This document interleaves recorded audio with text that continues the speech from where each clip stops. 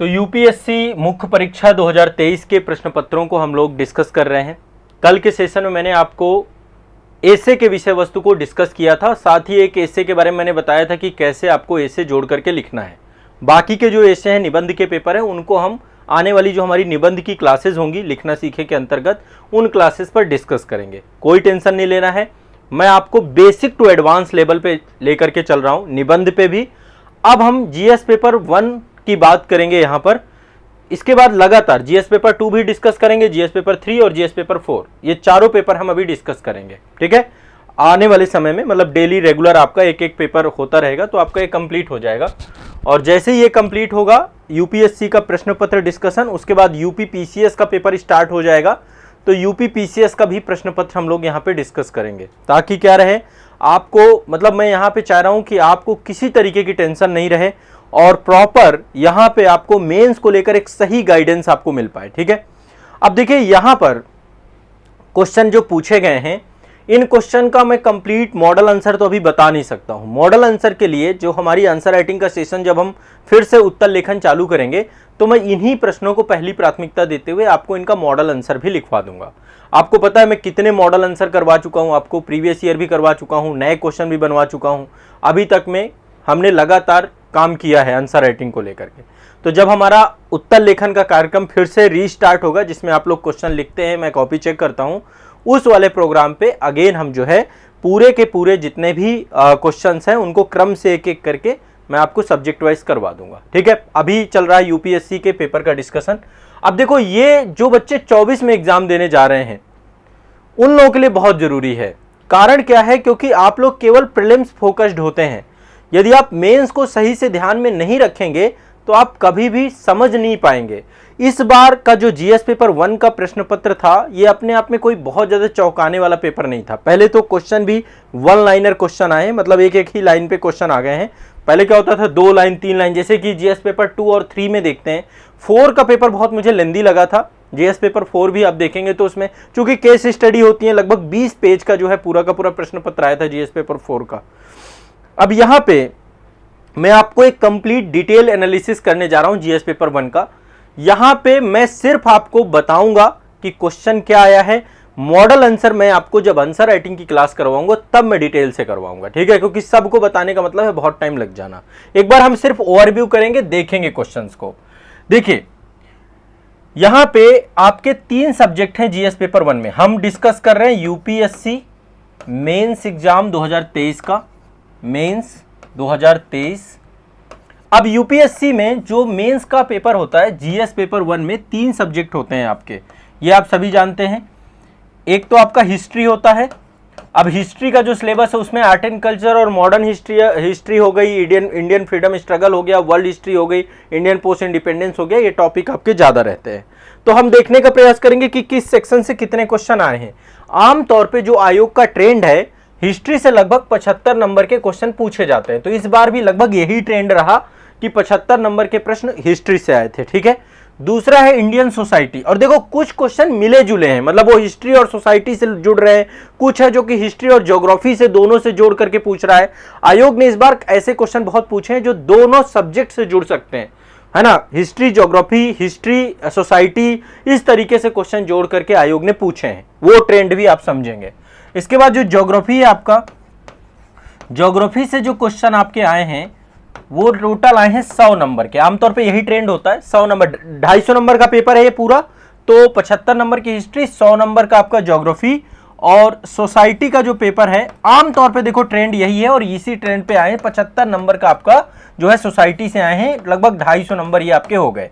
अब देखो जो यूपीएससी का पेपर होता है 2 भागों में बटा होता है। ठीक है, पहला भाग जो होता है इसमें आपको 150 शब्दों में लिखना है और प्रत्येक क्वेश्चन 10 नंबर का होता है।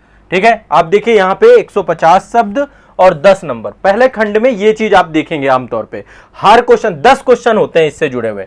ये आपके 150 शब्द हैं और ये आपके क्या हैं, 10 मार्क्स हैं, इसके नंबर हैं आपके।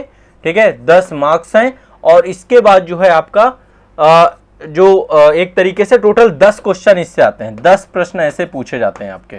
ठीक है, तो पहले तो ये होते हैं आपके। और दूसरे जो खंड में देखेंगे, दूसरे खंड में आपको 250 शब्दों में लिखना होता है, 15 मार्क्स के आते हैं शायद, संभवतः एक बार थोड़ा सा और मैं कंफर्म कर लेता हूं। ये आपका हाँ 15 मार्क्स 250 शब्द और 10 क्वेश्चन इसके होते हैं। हाँ 15 मार्क्स के होते हैं, 15 मार्क्स और टोटल आपके 10 प्रश्न आते हैं। तो 150 नंबर के ये हो गए आपके और 100 नंबर के ऊपर वाले हो गए। अब देखो शब्द सीमा भी देख लो, यहाँ पे आप देखो तो 150 शब्दों में लिखना है 10 प्रश्नों को और 2 क्वेश्चन आते हैं, तो लगभग 1500 शब्द आप यहाँ पे लिख रहे हैं। 1500 शब्द ये हो गए आपके, और यहाँ पे 250 शब्दों में लिखना है 10 क्वेश्चन को, तो 2500 शब्द ये हो गए आपके। 4000 शब्द टोटल हैं आपके, शब्द 4000 हैं टोटल। 2 खंडों में प्रश्न पत्र होता है, तो ये चैलेंजिंग है, इतना आसान नहीं है, प्रैक्टिस की जरूरत है। आपकी स्पीड अच्छी नहीं होगी कुछ नहीं कर पाएंगे, क्वेश्चन को समझने की समझ नहीं होगी तो कुछ नहीं कर पाएंगे। और एक चीज मैं और सोच रहा हूं आप लोगों के लिए, मैं चाह रहा हूं, देखो मैंने पहले एनसीईआरटी का मैंने आप लोगों को स्टडी स्टार्ट कराया था कि आप लोगों को एनसीईआरटी पढ़नी चाहिए, एनसीईआरटी बुक बहुत इंपॉर्टेंट होती हैं। अभी मैं फिर से आपको एनसीईआरटी शुरुआत करने जा रहा हूं कि एनसीईआरटी, क्योंकि इस बार के जो क्वेश्चन आए हैं इसमें से एनसीईआरटी की बहुत बड़ी भूमिका रही है, और मैं हमेशा ये बात मान के चलता हूं कि आप एनसीईआरटी जरूर पढ़ें, मेरा हमेशा प्रभाव ये रहा है। और इस बार आप देखिएगा इस क्वेश्चन को, इसमें से ज्यादातर क्वेश्चन एनसीईआरटी से निकल जाएंगे, ठीक है। देखो मैं एक बात बताऊं, आप लोग लाखों रुपए की फीस देते हो कोचिंग संस्थानों में, लाखों रुपए मतलब आप फीस दे देते हो, लेकिन आप एनसीईआरटी नहीं पढ़ते हो। और आप एनसीईआरटी को यदि प्राथमिकता नहीं दोगे ना, तो आपकी फीस का कोई मतलब नहीं है। आप एनसीईआरटी आपका बेसिक बनाएगी, है ना, बेसिक चीजें आपकी क्लियर करेंगी। तो इसलिए आप एनसीईआरटी पुस्तकों को जरूर पढ़ें। एनसीईआरटी से क्वेश्चन बहुत सारे निकले हैं इस बार के, और पूरा जीएस पेपर 1 अभी जो मैंने देखा है, तो उस आधार पे मुझे एनसीईआरटी का महत्व बहुत ज्यादा पता चला है। और मैंने देखो क्लास में जो पढ़ाया है, जो आपके संस्थान में पढ़ाया जाता है, मैं एनसीईआरटी को जोड़ करके सारी सब्जेक्ट पढ़ाता हूं। जितने भी सब्जेक्ट आपके पढ़ाए गए हैं सारे के सारे एनसीईआरटी जोड़ के पढ़ाए। तो इनमें से जो बच्चे आपके बैच वाले हैं, आप एक बार देखिएगा जरूर, हमने इन सभी मुद्दों पे डिस्कशन किया है, सभी मुद्दों पे चर्चा किया है, ठीक है। तो आप लोग एक बार, आपको एक कॉन्फिडेंस भी आएगा, ठीक है, पेपर को देखने के बाद। तो अभी एनसीईआरटी पे हम चालू करने वाले हैं, जल्द ही टारगेट बेस्ड स्टडी स्टार्ट करेंगे, और एनसीईआरटी में आपको वीकली टारगेट मैं आपको दिया करूंगा। तो सेल्फ स्टडी जो आप लोगों को करनी है, सेल्फ स्टडी के लिए मैं एक प्रोग्राम लेकर के आऊंगा आपको, जिसमें आपको सेल्फ स्टडी करनी है। उसमें सप्ताह का एक बुक का टारगेट आपको दे करके जाया करूंगा। तो पहले बेसिक से चालू करेंगे एनसीईआरटी बुक से, फिर एडवांस लेवल की बुक का भी टारगेट आपको दिया करूंगा, ठीक है। तो ये कार्यक्रम मैं जल्द ही इसी सप्ताह में आपको ले आऊंगा, बिल्कुल निश्चिंत रहिए। और जितना आपको बताता जाऊं वो किताबें आप पढ़ते जाना। यदि 24 में देना है तो भी बढ़िया रहेगा, 25 के लिए भी बढ़िया रहेगा, कोई दिक्कत नहीं है, ठीक है। चलिए शुरू करते हैं अब सेशन को। यहां से देखिए पहला क्वेश्चन जो आपका आया है, ये तो बेसिक आपको बताना था, क्योंकि आमतौर पे बच्चों को पता नहीं रहता। इतना क्लियर है ना आपको कि जीएस पेपर 1 में कितने, मतलब पेपर 1 पे 2, 3, 4 सबका फॉर्मेट यही होता है। 4000 शब्दों में लिखना है, 2 खंडों में प्रश्न है, 150 शब्दों में 10 क्वेश्चन लिखने हैं और 250 शब्दों में 10 क्वेश्चन लिखने हैं, ठीक है। और टोटल 250 नंबर का पेपर है। यहां पे मैंने ये भी बांट दिया है, और जो मैंने ये लगभग ट्रेंड है, पिछले 5 सालों से जो आयोग का ट्रेंड चल रहा है, लगभग यही ट्रेंड चल रहा है। मतलब ज्योग्राफी का वेटेज ज्यादा रहता है जीएस वाले सेक्शन में, और मैं इसको इस तरीके से जोड़ के देखता हूं कि हिस्ट्री प्लस ज्योग्राफी वाले क्वेश्चन भी कई सारे हैं। जैसे देखिए पहला क्वेश्चन कह रहा है, बहुत सिंपल सा क्वेश्चन है। आर.एस. शर्मा, यदि आपने पढ़ी है क्लास 11th की ओल्ड एनसीईआरटी, तो उसमें शुरुआत में ही ये टॉपिक दिया गया है। सबसे पहला टॉपिक है, चैप्टर की शुरुआत इसी से होती है, आर.एस. शर्मा से, ठीक है। और ऑनलाइन बैच में भी मैंने एंशिएंट हिस्ट्री में आपको शुरुआत में डिस्कस किया है कि किसी भी देश का इतिहास जो होता है ना, वहां के भूगोल से प्रभावित होता है ना। वहां के जो उच्चावच हैं, वहां की जो फिजिकल ज्योग्राफी है, वहां का जो क्लाइमेट है, वहां पे वो स्थल रुद्ध लैंडलॉक कंट्री है या फिर उसको एक खुला समुद्र प्राप्त है। तो इतिहास का बहुत बड़ा रोल होता है, भूगोल के साथ जोड़ करके आप इसको देख सकते हैं।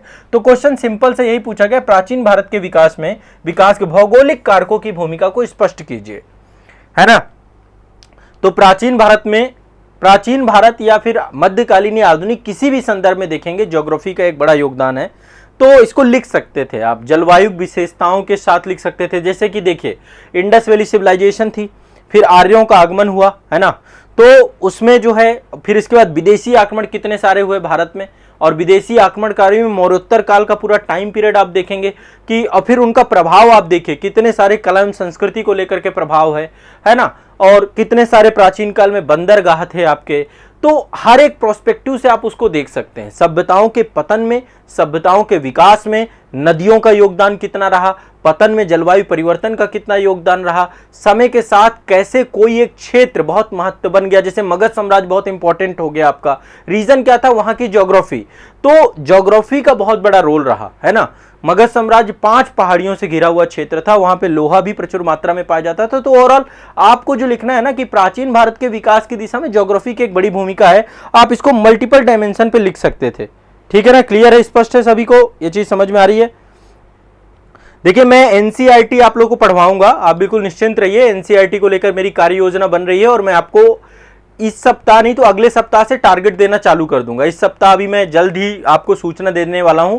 और जो भी सेल्फ स्टडी के प्रोग्राम चलेंगे वो हमारे आजाद पब्लिकेशन वाले ऑफिशियल यूट्यूब चैनल पे चलेंगे, है ना। सेल्फ स्टडी का प्रोग्राम वहां पे लेकर के मैं चलूंगा और उसके लिए मैं पूरी तरीके से कमर कस रहा हूं और आपकी तैयारी कराऊंगा, बिल्कुल टेंशन नहीं लेना, ठीक है ना।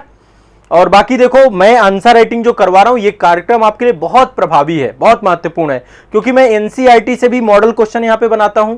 एनसीईआरटी बेस्ड आपकी आंसर राइटिंग कराता हूं। आपके जो क्वेश्चन के आंसर होते हैं वो एनसीईआरटी के थ्रू ही मैं आपके सॉल्व कराता हूं। और बहुत सारे क्वेश्चन हमने यहाँ पे किए हैं, जैसे महात्मा गांधी पे क्वेश्चन किया है हमने, यहाँ पे रविन्द्रनाथ टैगोर पे भी मैंने पहले क्वेश्चन करवाया था, उससे भी प्रश्न आपका आया है। रेलवे को लेकर के एक क्वेश्चन पूछा गया, रेलवे भी मैं आपका करवा चुका हूं, है ना। यदि आप लिखना सीखे 1.0 में रहे होंगे तो उस दौरान मैंने बहुत सारे क्वेश्चन कराए थे, वो इस बार सीधा सीधा पूछे गए थे, ठीक है। इसके बाद खाद्य सुरक्षा से मैं करवा चुका हूं, आपका खाद्य सुरक्षा से क्वेश्चन आया है।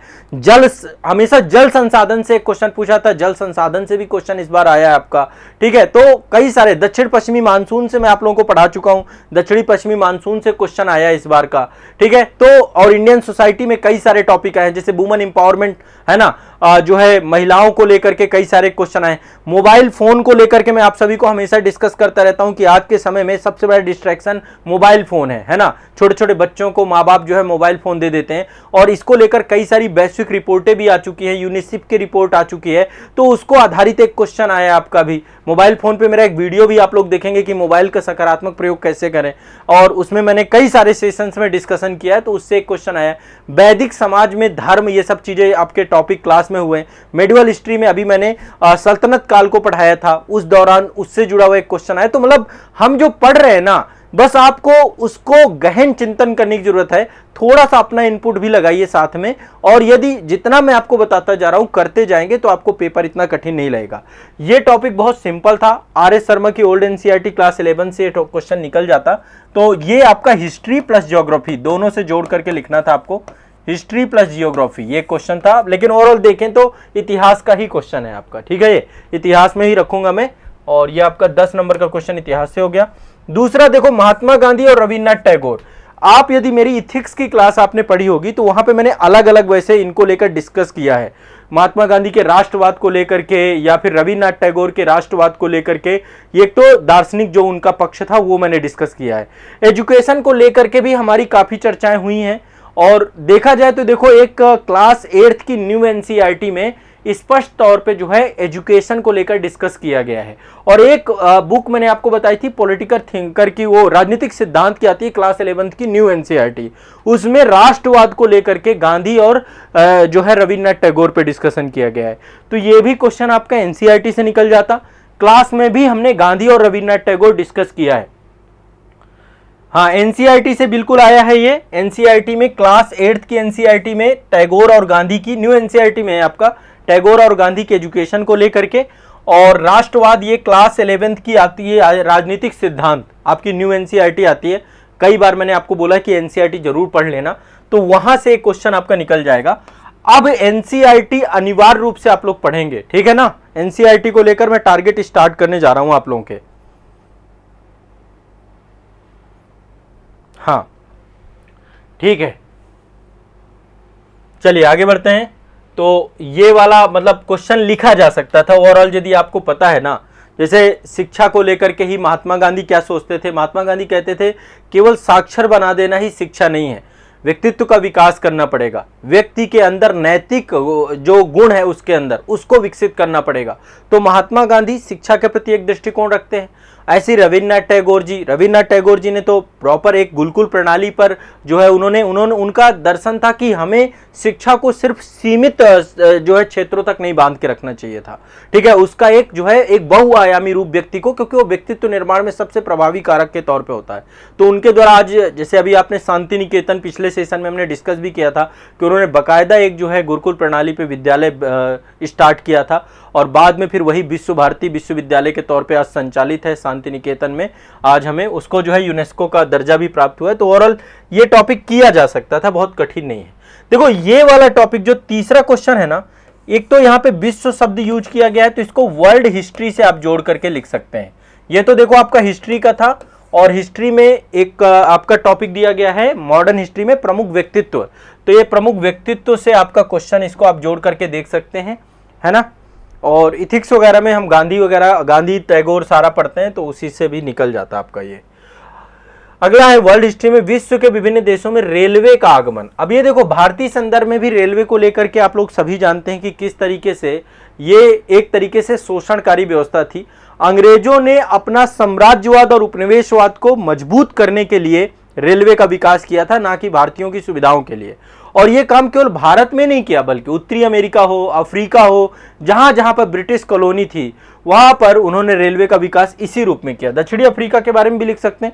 दक्षिण अफ्रीका में तो आपको याद है ना, जब महात्मा गांधी वहां पर रेल की यात्रा कर रहे थे, है ना, तो वहां पर ही महात्मा गांधी को रेल की प्रथम श्रेणी के में जो है यात्रा कर रहे थे और वहीं पे महात्मा गांधी को जो है रेल के डिब्बे से फेंक दिया गया और उसके बाद ही जो है वो वहां पर सत्याग्रह चलाते हैं। तो रेलवे का विकास इन्होंने हर जगह किया है, दक्षिण अफ्रीका में भी किया है, क्योंकि वहां पे खानें थी, सोने की हीरे की खानें थी, तो वहां पर जो है इन्होंने, तो जहां पे विश्व के विभिन्न देशों में रेलवे के आगमन से सामाजिक आर्थिक प्रभाव क्या हुए हैं, तो जो आपको भारत के संदर्भ में लिखना है वही यदि आप यहां पे लिख देंगे तो भी आपका अच्छा आंसर बन जाएगा।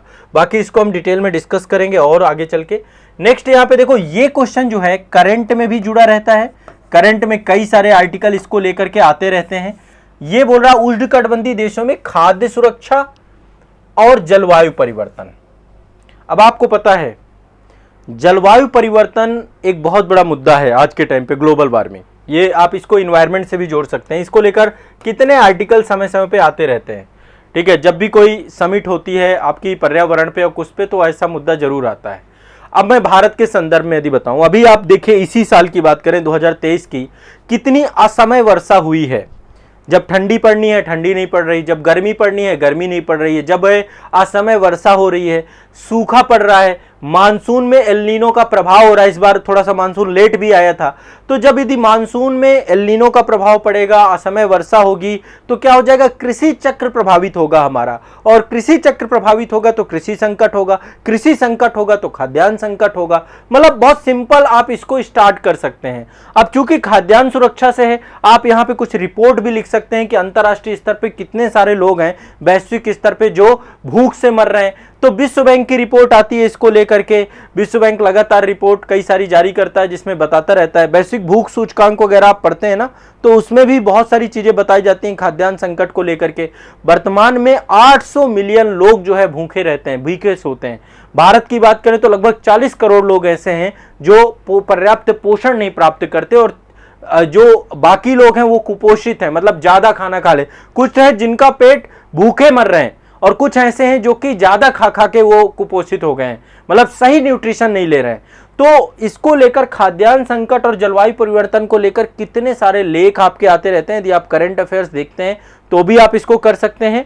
और ये क्वेश्चन आपका मैं ज्योग्राफी में मान के चलूंगा, ठीक है, ज्योग्राफी में आप इसको जोड़ सकते हैं। बाकी ये इन्वायरमेंट, ज्योग्राफी, ये कई, मतलब देखो जीएस पेपर 1 में ये चीज होती है, इंटर रिलेट हो जाता है। तो क्लियर है ना, स्पष्ट है ये वाला क्वेश्चन। मतलब आप यदि थोड़ा सा अवेयर रहें तो ये क्वेश्चन किया जा सकता है, बट मुद्दा वही है, आप लोगों ने यदि कभी आंसर राइटिंग नहीं की, कभी आप लोग देखते नहीं है। खाद्य सुरक्षा में मैं कई बार आपको उत्तर लेखन करा चुका हूं, कम से कम नहीं होगा तो 10 से 15 बार, और उसमें मैं हमेशा यही बात करता हूं कि खाद्य सुरक्षा में एक संकट आपका जलवायु परिवर्तन का जरूर पड़ेगा, ठीक है। तो खाद्य सुरक्षा में आपको इस सब पहलुओं को एक बार जरूर देखना है, ठीक है, इससे जुड़ा हुआ एक क्वेश्चन है और आप इसको लिखिए जरूर। अब इसमें मैंने भारत के संदर्भ में आपको बता दिया है। ऐसे ही आपको पता है उष्णकटिबंधीय देश कौन से देश होते हैं। उष्णकटिबंधीय देश जो 0 डिग्री से लेकर 30 डिग्री नॉर्थ एंड साउथ में है, ठीक है, ये वाला जो बेल्ट है आपका, ये पूरा उष्णकटिबंधीय देशों की बात कर रहा है। आज वर्तमान में देखिए पाकिस्तान की क्या हालत है। पाकिस्तान की हालत तो उसके गुणों से है, उसके लक्षणों से है वहां पे, ठीक है। नेक्स्ट आगे बढ़ते हैं। देखो जल संसाधन से एक क्वेश्चन जरूर पूछता है, मतलब यूपीएससी का एक बड़ा ट्रेंड सा बन गया है और इस समय बड़ा बर्निंग इशू भी है। जल संसाधन से एक क्वेश्चन जरूर पूछ रहा है। ये देखिए, कह रहा है आज विश्व ताजे जल के संसाधनों की उपलब्धता और पहुंच के संकट से क्यों जूझ रहा है। मतलब कि आज पूरे विश्व में ताजे जल संसाधन की उपलब्धता, पहले तो उसकी उपलब्धता कितनी है और फिर उसकी पहुंच। वैसे भी हमें पता है कि पूरे पृथ्वी में देखा जाए तो है तो 70% जल, 29% जो है लैंड बॉडी है, ठीक है।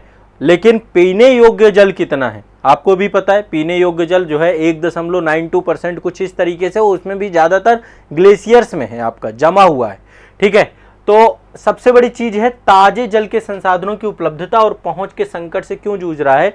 तो इसको लेकर के भी कई सारी रिपोर्ट आपकी टाइम टू टाइम पे आती रहती हैं।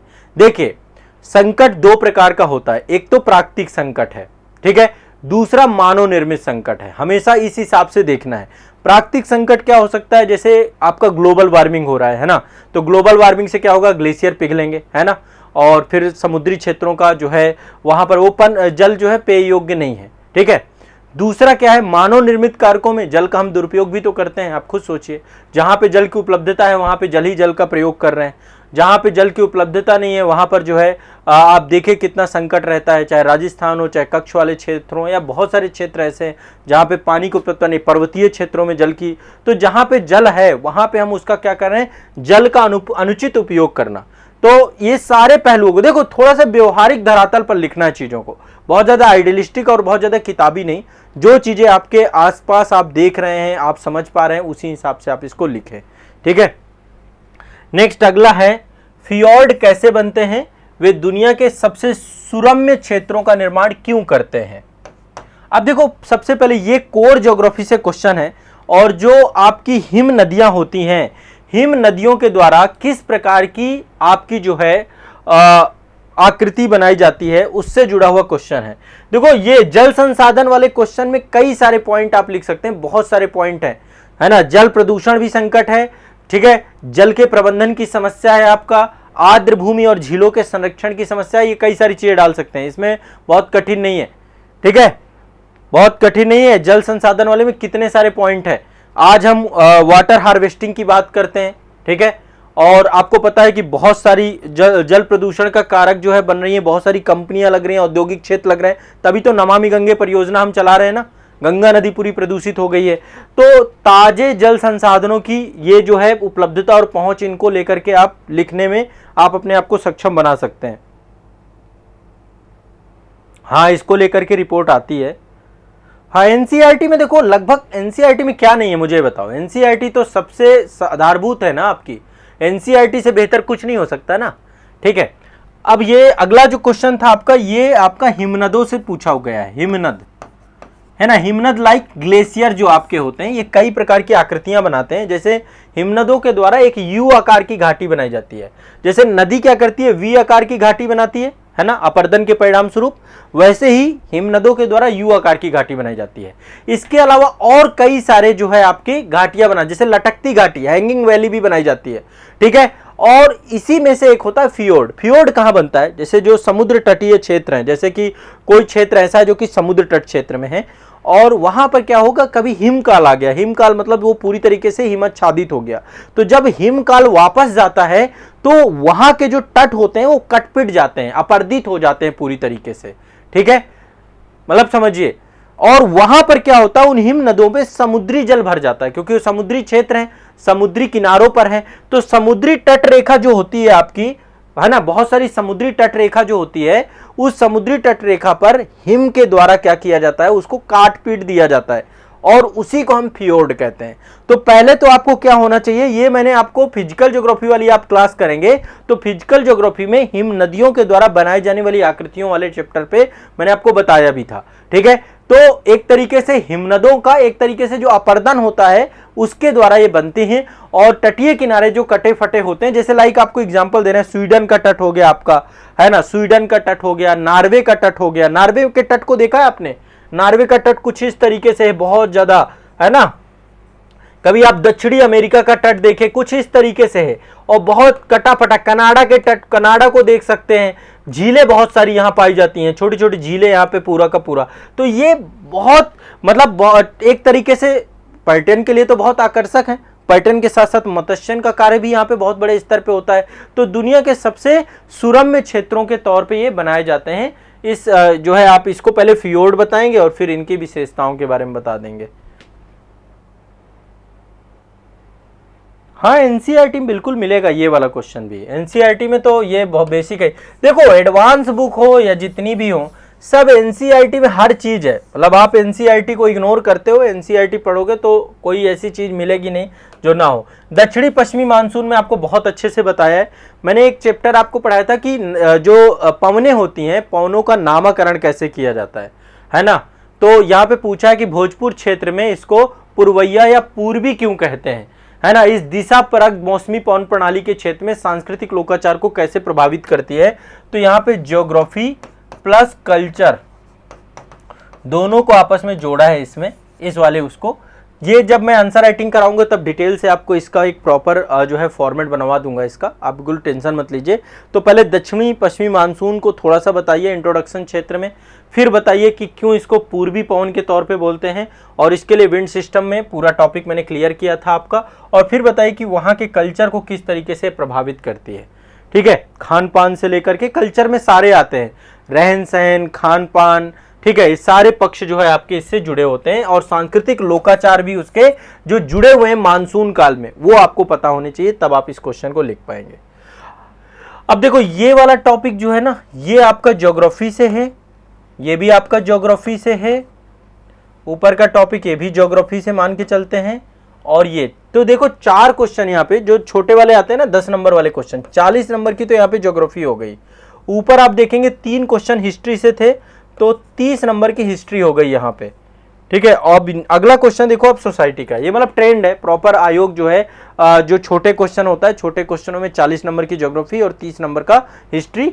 अब आपका जो है अगला क्वेश्चन है, क्या आप सोचते हैं कि आधुनिक भारत में विवाह एक संस्कार के रूप में अपना मूल्य खोता जा रहा है। यहां पे देखो 2 शब्द है, आप इसको टर्म्स कीवर्ड जरूर आप हाईलाइट कर लीजिए। मैं हमेशा कहता हूं पहले कीवर्ड हाईलाइट कर लीजिए, काम खत्म। कह रहा विवाह, संस्कार और मूल्य, ठीक है। आज वर्तमान में देखिए, आप देखिए कि एक तो तलाक का प्रचलन जितना बढ़ गया है, शादी होती है, शादी होने के तुरंत बाद तलाक हो जाता है, तो कहीं ना कहीं पे विवाह का महत्व कमी हो रहा है। क्योंकि वो फिर रिश्ता, जो विवाह क्या है, विवाह एक क्या है, एक ऐसा जो है बंधन है जिसमें आपको रिश्तों को निभाना पड़ता है। लेकिन आज के टाइम पे तलाक का प्रचलन, लिविंग रिलेशनशिप बहुत ज्यादा आप देखते हैं, है ना, ये भी एक बहुत बड़ा जो है मुद्दा है। कोर्ट मैरिज होने लग गई हैं आज के टाइम पीरियड पे। एक जो है ज्यादा उम्र में विवाह होते हैं, पहले विवाह एक समय के साथ हो जाते थे कि भैया ब्रह्मचर्य जैसे ही पूरा हुआ गृहस्थ आश्रम में प्रवेश हो जाएंगे। लोग अविवाहित जीवन भी जीते हैं, मतलब लोग जो है विवाह को, आप आमतौर पे, अभी मैं आप लोगों में से जो है सभी से पूछूं कि शादी करोगे कि नहीं करोगे, तो पहला क्वेश्चन आपका ये आएगा कि शादी वादी चक्कर में नहीं पड़ना है, शादी नहीं करनी। बाद में चाहे फिर भी कर लो आप, लेकिन अभी आप यही कहोगे कि मुझे विवाह नहीं करना है। तो एक तरीके से विवाह एक संस्कार पहले हुआ करता था, मतलब मैंडेटरी होता था विवाह। लेकिन धीरे धीरे आप देखेंगे कि विवाह अपना मूल्य खोता जा रहा है ना।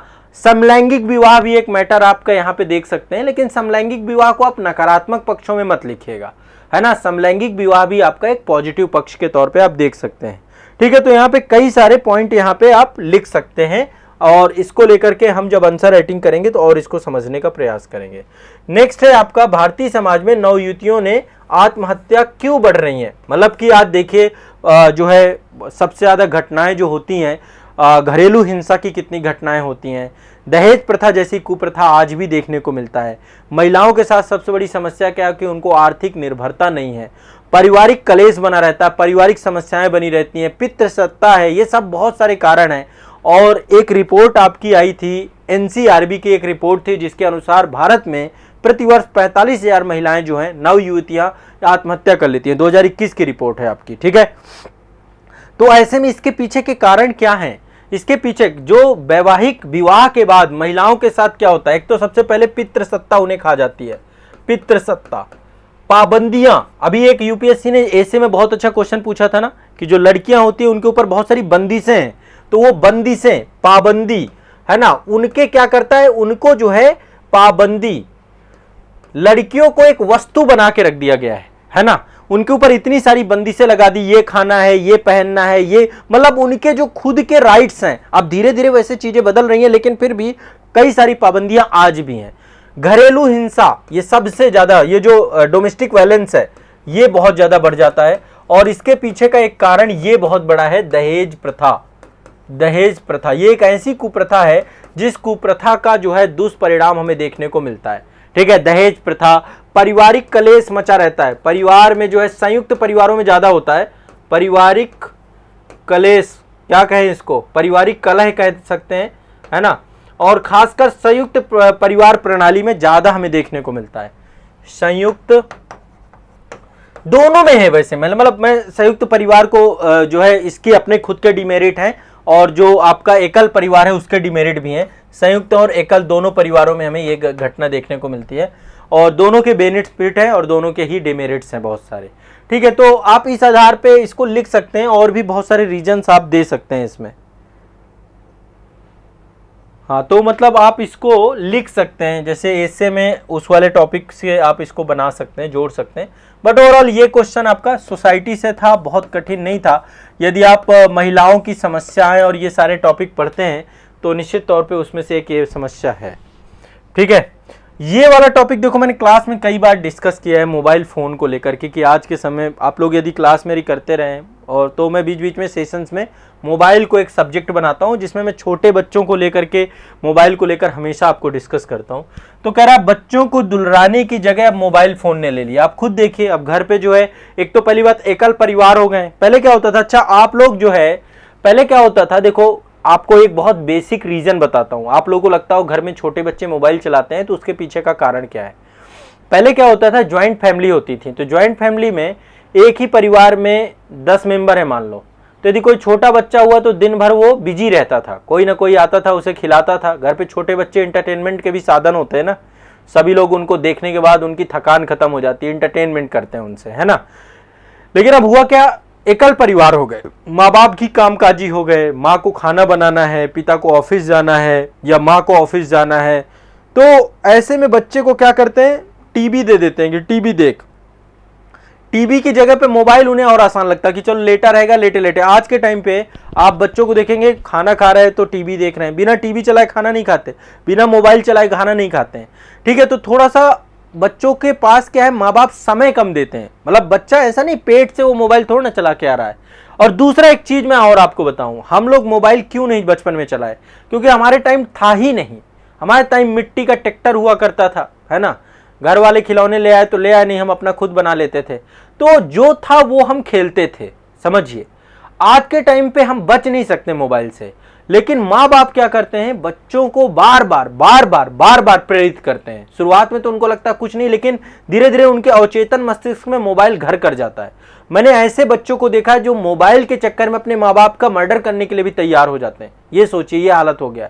यदि माँ बाप टोकने लग जाए ना, तो उनको लगता है उनकी प्राइवेसी पे हनन हो रहा है। और सर्टेन ये क्या कर रहा है, अभी एक यूनिसेफ की रिपोर्ट आई थी, यूनिसेफ ने कहा था कि स्कूलों में बच्चों को मोबाइल ले जाना कंप्लीटली प्रतिबंधित कर देना चाहिए, रिस्ट्रिक्ट कर देना चाहिए। अभी आप लोगों ने एक केस सुना हो, एक बच्ची थी शायद यहीं पे मुझे अंबेडकर नगर में था या कोई विद्यालय था, मतलब अंबेडकर नगर उत्तर प्रदेश की बात है शायद।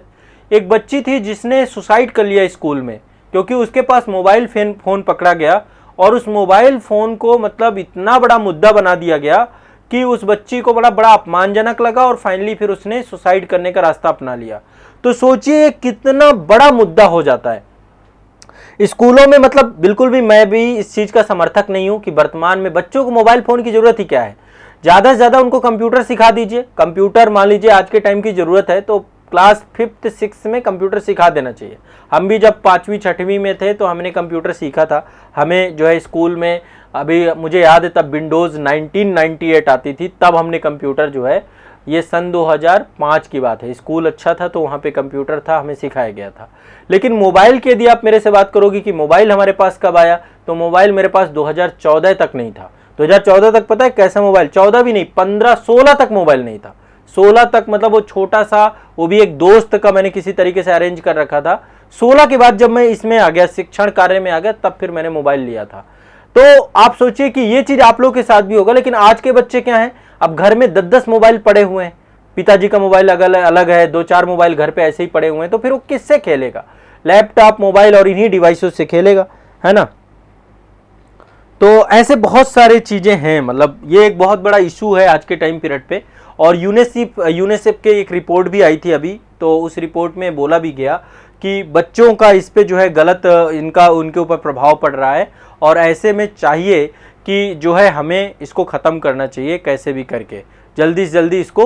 तो यूनेस्को के द्वारा स्कूलों में स्मार्टफोन पर प्रतिबंध लगाने का समर्थन किया गया था, और उसी में जो है, उसी के तहत ये पूरा एक क्वेश्चन बना के आप देख सकते हैं कि जो ज़्यादा बच्चे मतलब अत्यधिक स्क्रीन का प्रयोग करते हैं ना, ज़्यादातर स्क्रीन में देखते हैं, तो एक तो उनका शैक्षणिक प्रदर्शन कमजोर हो जाता है, भावनात्मक स्थिरता, उनके अंदर एक नकारात्मकता का जो है प्रभाव पैदा हो जाता है। तो इसलिए यूनेस्को ने बताया कि शिक्षा प्रौद्योगिकी पे स्मार्टफोनों को प्रतिबंधित कर देना चाहिए शुरुआत में, मतलब शुरुआती दौरान पे। इससे बच्चे की सीखने की क्षमता, आज के टाइम में बताऊं बच्चा होमवर्क कैसे करता है, गूगल करके, एलेक्सा से पूछ करके, है ना। उसका अपने का मस्तिष्क विकसित ही नहीं हो पाता। हर चीज जब गूगल कर लेगा तो नकल करने की प्रवृत्ति पैदा हो रही है बच्चों में। तो छात्र का इसमें वेलफेयर नहीं होगा, ठीक है। छात्र के सीखने की क्षमता कम हो रही है, ऐसा जो है कई सारा जो है डेटा आपका दिया गया था। तो ऐसे में बच्चों को जो है मोबाइल के उपयोग से पहले, मैं कहता हूं मोबाइल देना चाहिए, लेकिन मोबाइल देने से पहले मोबाइल चलाने की शिक्षा तो दो उनको। मोबाइल को लेकर एक क्लास तो मैं कहता हूं मोबाइल की ही होनी चाहिए स्कूल में, जिसमें मोबाइल के दुष्प्रभाव, मोबाइल को लेकर कितना घातक हो सकता है, इसको लेकर जितनी रिसर्च और स्टडी हो चुकी है, ये बच्चों को प्रॉपर बताया जाए। हम छीनेंगे तो वो मोबाइल नहीं छोड़ेंगे, यदि हम उसको बताएंगे, उसके दुष्परिणाम, उसके निगेटिव इंपैक्ट बताएंगे, तब बच्चे उसको ज्यादा छोड़ेंगे, है ना। तो इसीलिए जो है ये क्वेश्चन आपको इस हिसाब से बन सकता है।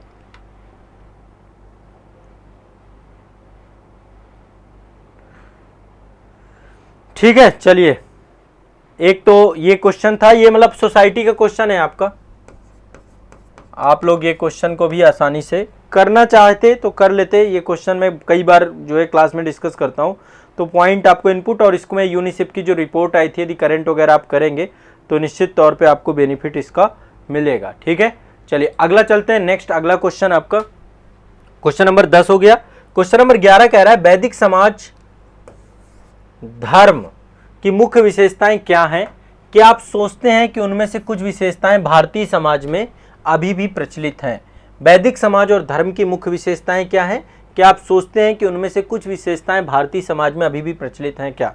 ये क्वेश्चन एनसीईआरटी से सीधा है। यदि आप क्लास 11th की आर.एस. शर्मा की एनसीईआरटी करेंगे तो वहां से ये क्वेश्चन आसानी से निकल सकता है। ये हिस्ट्री का क्वेश्चन है आपका, हिस्ट्री प्लस सोसाइटी दोनों पक्षों में देख सकते हैं आप इसको, क्योंकि यहाँ पे क्या है, भारतीय समाज भी डाल रखा है ना, ठीक है। तो ये क्वेश्चन हम बाकी क्लास में भी खूब डिस्कस हमने किया है। नेक्स्ट है सल्तनत काल के दौरान किए गए बड़े तकनीकी बदलाव क्या थे? ठीक है, उन तकनीकी बदलावों ने भारतीय समाज को कैसे प्रभावित किया? तो सल्तनत काल में देखो हर एक क्षेत्र में बड़े बदलाव किए गए, चाहे वो राजनीति के क्षेत्र में हो, है ना, प्रशासन के क्षेत्र में हो, और इसके बाद जो है प्रशासन के साथ साथ आप देखते हैं कि जो सेना थी, डिफेंस सेक्टर था, उसमें भी हम एक बड़ा बदलाव देखने को पाते हैं। बलबन के समय की नीतियां जितनी भी रहीं, अलाउद्दीन के समय की नीतियां जितनी भी रहीं, है ना, या फिर इसके बाद के जो शासक रहे, तुगलक के समय की जो नीतियां जितनी भी रहीं, तो उस समय चाहे वो सेना के क्षेत्र में रहा हो, चाहे वो आपका जो है सल्तनत काल के दौरान, चाहे वो आपका प्रशासन के क्षेत्र में रहा हो, कला एवं संस्कृति के क्षेत्र में रहा हो, ठीक है, इन सभी क्षेत्रों में बड़े बदलाव किए गए, बड़े चेंज किए गए, और उससे जो है हर एक क्षेत्र में आप इसको जोड़ करके लिख सकते हैं कई पक्षों के दौरान पे, ठीक है। टेक्नोलॉजिकल चेंज भी आप यहाँ पर इंडिकेट कर सकते हैं, ठीक है। तो ये टॉपिक क्लास में मैंने करवाया आपका, सल्तनत काल का जो एक एक पहलू, समाज, इतिहास जो है वहाँ का विज्ञान, हर एक पक्षों को लेकर के हमारे डिस्कशंस हुए हैं। नेक्स्ट अगला क्वेश्चन है, ये आपका कंप्लीट हिस्ट्री से क्वेश्चन है, हिस्ट्री प्लस सोसाइटी आप दोनों देख सकते हैं, बट हिस्ट्री का क्वेश्चन मान के इसको चलेंगे, ठीक है। नेक्स्ट अगला क्वेश्चन है आपका, भारत में औपनिवेशिक शासन में आदिवासियों को कैसे प्रभावित किया, औपनिवेशिक उत्पीड़न के प्रति आदिवासी प्रतिक्रिया क्या थी। तो आदिवासी आंदोलन कितने सारे हुए थे आपके, और आपको पता है कि आदिवासियों का उत्पीड़न में जमींदार भी थे योगदान, और अंग्रेजों के द्वारा भी जो है धर्मांतरण से लेकर के उनके धर्म के साथ छेड़छाड़ की गई, उनको जो है जबरन बहुत सारे जो राजस्व प्रणाली थी उसके साथ उनके ऊपर प्रतिक्रिया, तो मतलब बहुत सारे काम हुए। आप इतने सारे बिरसा मुंडा विद्रोह देख लीजिए, मोपला विद्रोह दीजिए, उनके ऊपर एग्रीकल्चर को लेकर, लगान को लेकर, टैक्स को लेकर, उनकी कल्चर को लेकर, उनके धर्म को लेकर के विभिन्न पक्षों को जो है अंग्रेजों के द्वारा प्रभावित किया गया, औपनिवेशिक शोषण किया गया उनके ऊपर। तो उसकी प्रतिक्रिया आदिवासी आंदोलनों पे है, जनजातीय विद्रोहों से आप इसको लिख सकते थे। ये क्वेश्चन आपका हिस्ट्री से है, और हिस्ट्री में ये मॉडर्न हिस्ट्री से क्वेश्चन है, ठीक है। नेक्स्ट अगला है, भारत की लंबी तट रेखीय संसाधन क्षमताओं पर टिप्पणी कीजिए और प्राकृतिक खतरे की तैयारी पर लिखिए। देखो ये तो मतलब सिंपल सा है, ये तो आमतौर पे हम जो तट रेखा है, हमारे तट रेखा का क्या उपयोग है, क्या इसका प्रभाव है। आज के टाइम पे आप देखिए इतने सारे बंदरगाह हैं, इतने बड़े स्तर पे व्यापार होता है ना, और व्यापार के साथ साथ जो तट रेखाएं हैं वहाँ पे जो महाद्वीपीय मग्न तट हैं वहाँ पे बहुत सारे रिसोर्सेज अवेलेबल हैं, पेट्रोलियम से लेकर कितने सारे रिसोर्सेज हैं जिनका भी दोहन नहीं किया गया है। और मैंने आपको बताया था कि तट रेखा में एक आधार रेखा होती है, प्रादेशिक रेखा है, संलग्न क्षेत्र है, इसके बाद जो है आपका अनन्य आर्थिक क्षेत्र होता है। तो अंतर्राष्ट्रीय व्यापार से लेकर के अंतर्राष्ट्रीय वो जो प्राकृतिक संसाधनों से लेकर इन सभी को लेकर के तट रेखाओं का जो है एक महत्व होता है, और ये आप इसको लिखिए। और इसके बाद प्राकृतिक खतरे क्या हो सकते हैं, वैश्विक तापन, ग्लोबल वार्मिंग, ग्लेशियरों के कारण से जो है समुद्र के जल स्तर में वृद्धि होगी, तो ये तट रेखाएं क्या हो सकती हैं, तटीय क्षेत्रों में जितने भी जो महत्वपूर्ण आपके देश राज्य हैं, है ना, शहर हैं, वो भी डूब सकते हैं, और भी बहुत सारी प्रॉब्लम्स यहाँ पे देख सकते हैं, ठीक है। मानवीय और जो है किसी भी तौर पे आप देख सकते हैं, कोई दिक्कत नहीं है, सिंपल है। तो ये वाला क्वेश्चन आपका ज्योग्राफी से है, और ये क्वेश्चन हमने डिस्कस किया है, तटरेखा पे पर्याप्त चर्चाएं हुई हैं हमारी। नेक्स्ट अगला चलते हैं, भारत में प्राकृतिक वनस्पति की विविधता के लिए उत्तरदायी कारकों को पहचानिए, ठीक है। प्राकृतिक वनस्पति की विविधता के लिए क्या कारक है, मतलब इतने प्रकार की प्राकृतिक वनस्पतियां भारत में कैसे पाई जाती हैं, और भारत में वर्षा वन क्षेत्रों में वन्य जीव अभयारण्यों के महत्व का आकलन करिए। तो एक तो देखिए, एक तो बताना है आपको प्राकृतिक वनस्पति की विविधता, पहला सेक्शन ये है, इसके लिए उत्तरदायी कारक क्या है। दूसरा उनकी विवेचना, वही एक ही चीज है, भारत में वर्षा वन क्षेत्रों और वन्य जीव अभयारण्यों के महत्व को बताना है, ठीक है। तो ये क्वेश्चन भी कोर ज्योग्राफी से क्वेश्चन है आपका, यदि आपने प्राकृतिक वनस्पति वाला चैप्टर पढ़ रखा है ना, और उसमें सब कुछ आएगा, फिर आपका वर्षा वितरण भी आएगा, ठीक है, और वन क्षेत्रों, ये सब आपका प्राकृतिक वनस्पति से क्वेश्चन निकल जाएगा, ठीक है। ये भी आपका ज्योग्राफी से क्वेश्चन है, कोर ज्योग्राफी से क्वेश्चन है आपका, ठीक है। नेक्स्ट है, भारत में मानव विकास आर्थिक विकास के साथ कदम ताल करने में क्यों विफल हो गया, ठीक है। देखिए आपको पता है कि मानव का विकास जो है आपका बिल्कुल आरंभिक अवस्था से हुआ है, लेकिन जितना मानव का विकास हुआ है उतना इकोनॉमिक डेवलपमेंट नहीं हुआ है। कारण क्या हुआ है, समय के साथ साथ मानव की बढ़ती हुई आबादी, जनसंख्या, ठीक है, और उसकी निर्भरता प्रकृति पर, बहुत सारे पक्ष यहाँ पर निकाल के आप रखेंगे, तो यहाँ पे क्या है, ह्यूमन डेवलपमेंट के साथ जो है कैसे इकोनॉमिक डेवलपमेंट फेल हो गया, है ना, तो वो आर्थिक संसाधनों पे निर्भरता लगातार बढ़ती चली गई, और उसको लेकर के जो है फिर तकनीकी के साथ जुड़ाव और कई सारे पक्षों को आप यहाँ पर लिख सकते हैं, ठीक है। तो ये क्वेश्चन भी आपका, इसको हिस्ट्री या सोसाइटी दोनों में से देख सकते हैं, मैं हिस्ट्री के साथ भी इसको लिख सकते हैं आप, और सोसाइटी के साथ भी इसको जोड़ करके लिख सकते हैं, ठीक है। तो एक क्वेश्चन ये वाला भी बहुत कठिन नहीं था, यदि आप इसको जोड़ के लिखना चाहते थे तो लिख लेते। ये आपके 16 क्वेश्चन हुए। एक मिनट, अभी और क्वेश्चन होंगे, मैं एक बार देख लेता हूँ, फाइल गायब है, एक मिनट रुकिएगा, 4 क्वेश्चन आपके और बचे हैं।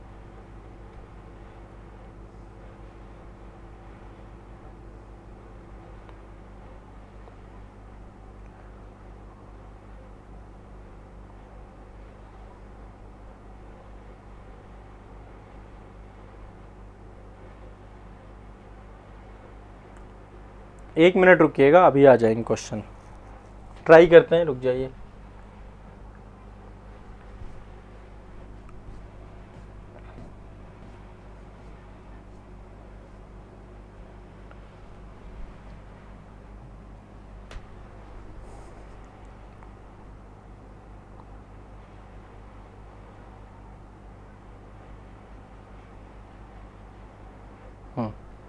समझ में आ रहा है ना, कॉन्फिडेंस आ रहा है ना आप लोगों को? कोई ऐसा तो नहीं है ना कि बहुत ज़्यादा इसमें दिक्कत हो रही है?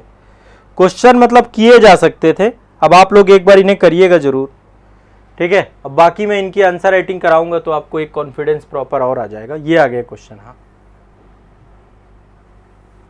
नेक्स्ट है आपका, देखो ये आपका हरित क्रांति से जुड़ा हुआ क्वेश्चन है, 17 नंबर क्वेश्चन, ठीक है। हरित क्रांति या ज्योग्राफी के अंतर्गत मैं रखूंगा इस क्वेश्चन को।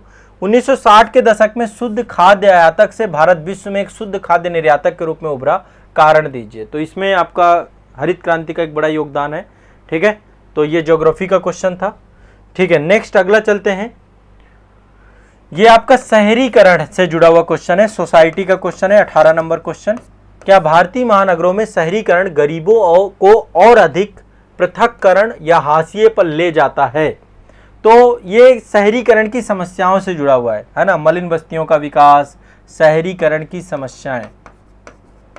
देखो शहरों में खर्चे ज़्यादा होते हैं, कोई भी आम आदमी शहर में रहेगा तो निश्चित तौर पे उसके लिए अपॉर्चुनिटी तो है लेकिन खर्चे भी उतने ही होते हैं, मलिन बस्तियों का विकास भी होता है। तो एक बार इसको थोड़ा समझिएगा, ये वाला। जैसे गांव में उनकी लाइफ तब भी बेहतर होती है, शहरों में यदि आप देखेंगे जो मलिन बस्तियों में रहने वाले लोग हैं, झुग्गियों में रहने वाले लोग हैं, बहुत दोयम दर्जे का जीवन जीते हैं। वो ना तो स्वच्छ पानी है और जितना कमाते हैं उतना खर्च हो जाता है, ठीक है। तो इसको लेकर के ये टॉपिक सोसाइटी में डिस्कस हुआ, ये भी क्लास 11-12 की आपकी सोसाइटी की एनसीईआरटी है, उससे हो जाएगा ये टॉपिक। इसके बाद भारत में जातीय अस्मिता, ठीक है, ये कास्ट आइडेंटिटी से क्वेश्चन पूछा गया आपका, गतिशील और स्थिर दोनों ही क्यों है, ठीक है। तो ये क्वेश्चन भी आपका सोसाइटी का क्वेश्चन है और कास्ट सिस्टम से आप इसको लिख सकते हैं, ठीक है। नेक्स्ट है सजातीय पहचान और सांप्रदायिकता पर उत्तर उदारवादी अर्थव्यवस्था के प्रभाव पर चर्चा कीजिए, विवेचना कीजिए। तो ये आपका जो है ये क्वेश्चन जो है कम सांप्रदायिकता से जोड़ करके पूछा गया है कि किस तरीके से जो आपकी जो है इसका क्या इम्पैक्ट पड़ेगा पोस्ट लिबरल इकोनॉमी और जो इथिकल आइडेंटिटी है। तो अभी आपको पता है कि इस समय आपको एक जो है मणिपुर हिंसा को लेकर के आप देखें, वहाँ पे जिस तरीके से जो है हिंसा हुई है, ठीक है। तो इसको भी हम लोग एक बार देख सकते हैं, इजीली इसको भी लिख सकते हैं और सांप्रदायिकता के जो विभिन्न पक्ष है उनको जोड़ करके इसको लिखा जा सकता है। तो इन सभी पे आंसर राइटिंग में आने वाले सेशन पे कराऊंगा, ये टॉपिक भी आपका सोसाइटी से जुड़ जाएगा। तो इस हिसाब से आप देखिए सोसाइटी से आपके टोटल कितने, काफ़ी क्वेश्चन है। देखो अब यहाँ पे हम इसको हल्के में नहीं ले सकते हैं, सोसाइटी वाले सेक्शन को आप छोड़ देते हैं।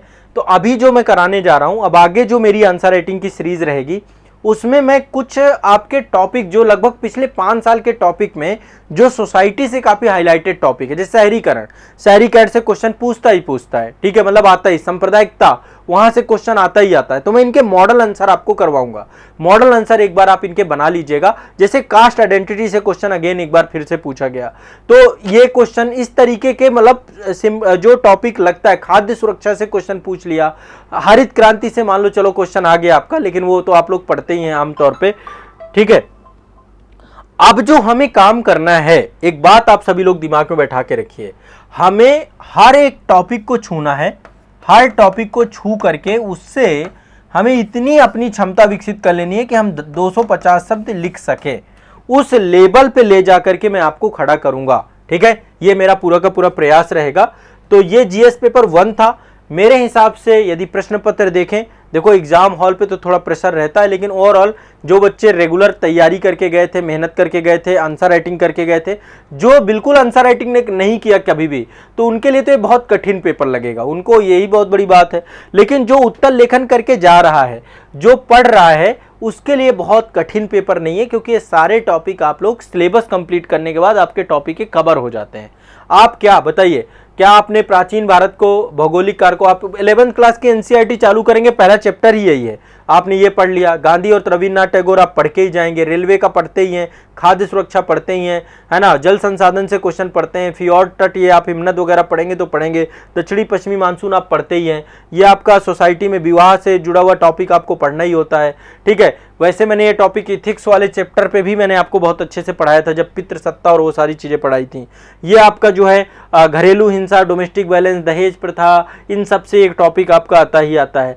ये आपका रिसेंट का टॉपिक है, बहुत सारे मुद्दे उठते रहते हैं। वैदिक समाज और धर्म आप पढ़ते हैं, सल्तनत काल भी पढ़ते हैं आप लोग, औपनिवेशिक शासन पढ़ते हैं, है ना, जनजातीय आंदोलन आप पढ़ के जाते हैं। तो ओवरऑल क्वेश्चन ये सारे टॉपिक आपने ऐसे पढ़े हैं जो टॉपिक आपके आए, लेकिन अब मुद्दा है कि इसमें लिखना क्या है, पहले क्या लिखेंगे, लिखने का तरीका क्या रहेगा, फॉर्मेट क्या रहेगा, ये एक बड़ा विषय रहता है। तो ये विषय भी आपका बहुत बड़ा नहीं रह जाएगा यदि आप मेरे साथ रेगुलर कंटिन्यूअस हो जाएंगे तो, ठीक है। बस ये वाला सेशन छोड़ना नहीं है, रेगुलर रहना है मेरे साथ। मतलब ये उत्तर लेखन का सेशन आपके लिए रामबाण रहेगा। 9 बजे आजाद आईएएस एकेडमी में आप लोग मेरे साथ कंटिन्यूअस रहो। मैं आपका आंसर राइटिंग आने वाले 3-4 महीने में क्रांतिकारी परिवर्तन कर दूंगा, और जितना लिखवाऊं उतना लिखो, डरो मत लिखने से। जो टॉपिक बताऊं उसे तैयार करके आओ और फिर देखो आप में से कितने लोगों का आंसर राइटिंग अच्छा हुआ है, ठीक है। तो वीरेंद्र कुमार जी आप यहां पे रहिएगा, सारे क्वेश्चन की आंसर राइटिंग में करवाऊंगा, ठीक है। सारे क्वेश्चन की आंसर राइटिंग इसी सेशन में मैंने करवाए, पिछले साल के क्वेश्चन पेपर खूब करवाए, है ना। अब सारे क्वेश्चन ये वाले यूपीएससी के मैं सबसे पहली प्राथमिकता में उठाऊंगा और 2023 के क्वेश्चन पेपर को सॉल्व कराऊंगा, ठीक है। जैसे ही प्रश्न पत्र कंप्लीट हो जाता है हमारा, फिर यूपीपीसीएस का आ जाएगा तो उसको भी फास्ट देख लेंगे, और इसके तुरंत बाद फिर मैं आपको जो है क्वेश्चन पेपर पूरा का पूरा सॉल्व कराऊंगा, लिखवाऊंगा मॉडल आंसर के साथ। तो आपको क्वेश्चन समझ में भी आएगा, लिखना भी समझ में आएगा, तरीका भी समझ में आएगा, सब कुछ आएगा, और आप खुद लिखेंगे। तो आप बस रेगुलर रहना, सब समझ में आएगा। देखो एनसीईआरटी को लेकर मैं एक बुक तो आपको बता दूंगा, एनसीईआरटी को लेकर एक अलग से वीडियो में बनाऊंगा अभी जल्द ही, जल्द का मतलब इसी सप्ताह में एनसीईआरटी को लेकर एक वीडियो भी बनाऊंगा। और एनसीईआरटी का मैं आपको अब वीकली टारगेट दूंगा, हर सप्ताह एनसीईआरटी जो आपको बता दूं वो वाली एनसीईआरटी पहले पढ़ लेना। हर सप्ताह का वीकली टारगेट अब नए सिरे से आएगा, इससे पहले मैंने करवाया था, लेकिन अगेन फिर से एनसीईआरटी का मैं आपका वीकली टारगेट स्टार्ट कराऊंगा आजाद पब्लिकेशन के यूट्यूब चैनल पे, वहां पे स्टार्ट होगा एनसीईआरटी का वीकली टारगेट, ठीक है ना। अच्छा शैली बोरा जी हैं क्या? अच्छा ठीक है शैली जी, बेटा अपना नाम रखा करिए, शैली जी अपना नाम रखिए, आप तो काफी पुराने स्टूडेंट हैं हमारे। निशा जी बिल्कुल एनसीईआरटी का अलग से वीडियो मैं एक दूंगा, वैसे वीडियो ऑलरेडी पड़ा हुआ है आजाद पब्लिकेशन के चैनल पे एक, लेकिन नया वीडियो बना दूंगा, ठीक है। और मैं कोशिश करूंगा कि आज शाम तक या कल तक मैं आपको दे दूं एनसीईआरटी का वीडियो, ठीक है। आज या कल शाम तक एनसीईआरटी का वीडियो आपको दे दूंगा विद इंपॉर्टेंस के साथ। और हर वीक में कौन सी एनसीईआरटी पढ़नी है वो भी आपको दे दूंगा।